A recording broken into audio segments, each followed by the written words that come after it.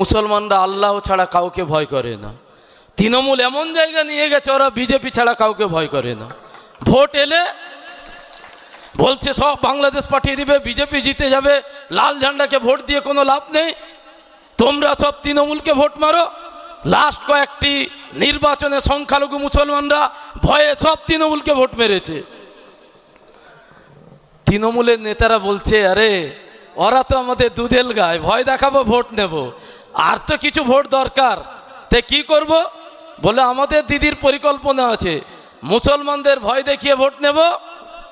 আর আমার কোনো হিন্দু ভাই চাকরির জন্য লড়াই করতে গিয়ে খুন হয়, মন্দিরের জন্য কোনো আবেদন করেনি সরকারকে যে আমরা পুজো করতে পারছি না, মন্দির করে দিন। মমতা বলছে মুসলমানদের ভয় দেখিয়ে ভোট নেব, আর কিছু ভোট দরকার, বিজেপিকে তো অনেক ভোট পাচ্ছে, কিছু টানতে হবে। জগন্নাথ মন্দির, শিলিগুড়িতে মহাকাল মন্দির, নিউ টাউনে দুর্গাঙ্গন, দুর্গা পূজা কমিটিগুলোকে 1,10,000। তবে আমি কিছু হিন্দু ভোট আর মুসলমান সব ভোট পেয়ে ক্ষমতায় থাকবো, লাল ঝান্ডা আসবে না, বিজেপি আর তৃণমূলের নাটক দেখিয়ে লড়াই হবে। আমরা বলছি এই নির্বাচনে আর এসব হবে না।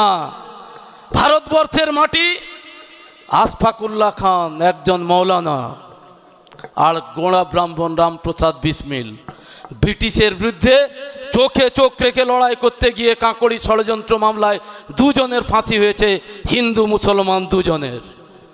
এই দেশ হচ্ছে ভারতবর্ষ, হিন্দু মুসলমান খ্রিস্টান শিখ সবাই মিলে এই দেশকে ব্রিটিশদের বিরুদ্ধে লড়াই করে দেশকে স্বাধীনতা দিয়েছে। আর বিজেপি দেশপ্রেম শেখাবে, তৃণমূল বিজেপি হিন্দু মুসলিমে ভাগ করবে। এই নির্বাচনে হিন্দু মুসলিমে ভোটকে আমরা ভাগ করতে দেব না। আমরা প্রত্যেকটি বাড়ি বাড়ি পৌঁছচ্ছি। মানুষ বলছে ভাই এ তো সেটিং খেলা চলছে। মানুষ বলছে আজকে রান্নার গ্যাস, আমরা যখন বামপন্থীরা মিছিল করতাম যুদ্ধের বিরুদ্ধে, চা দোকানে ফিস করতো তৃণমূল বিজেপি। দেখছো তো এদের খেয়ে দে কাজ নেই, প্যালেস্তাইনে বোম পড়ছে আর সিপিএম এখানে মিছিল করছে। আজকে ইরানে ইসরায়েল লড়াই হচ্ছে, ভাই আমার বাড়িতে গ্যাস নেই কেন? যারা চা দোকানে ফিস করতো তারা আজকে বলছে যে বামপন্থীরা সঠিক, লাল ঝান্ডা সঠিক। বিশ্বের যে কোনো প্রান্তে যুদ্ধ হলে গরিব মানুষ মরবে, আমরা মরবো, বড় লোকরা মরবে না। তাই আসুন এই নির্বাচনে, এই গুরুত্বপূর্ণ নির্বাচনে যেখানে ওয়াকফ সম্পত্তি বিজেপি সরকার এমন আইন এনেছে যে আইনে মুসলিমদের নিজস্ব দেওয়া মুক্ত হচ্ছে সমস্ত ধর্মের মানুষের জন্য কাজ করার জন্য যে ওয়াকফে জমি দান করেছিল, সেই জমি আজকে সরকার যেগুলোর কাগজপত্র জমা দিতে পারেনি, যে মমতা বলেছিল আমি বেঁচে থাকতে ওয়াকফ বিল এখানে লাগু করতে দেব না, লাস্ট মুহূর্তে যখন বলেছে কাগজ কেউ জমা দিতে পারেনি, ওয়াকফ সম্পত্তির কি হবে?